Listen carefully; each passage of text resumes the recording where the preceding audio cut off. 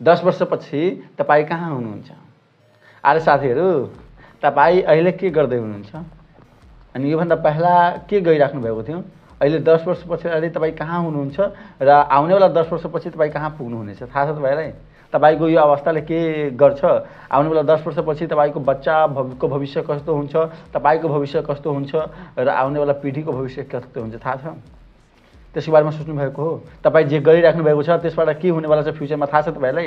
यो गोलमालको सिन्डिकेटमा तपाईँ बसेर एड्स गरेर कम्फर्ट जोनमा तपाईँ बस्नु भएको छ, थाहा छ तपाईँको बच्चाको भविष्य के हुनेवाला छ? अनि तपाईँ आउनेवाला फ्युचरमा तपाईँसँग के हुनेवाला छ थाहा छ? अरे साथी, यो गोलमालको सिन्डिकेट तोड्नु, बाहिर निकल्नु, किनभने यो गोलमालको सिन्डिकेटभन्दा बाहिर दुनियाँ छ साथीहरू, बाहिर संसार छ।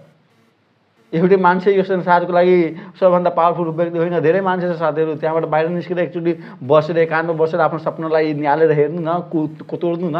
के छ साथीहरू? च्यानललाई सब्सक्राइब गर्नुपर्छ।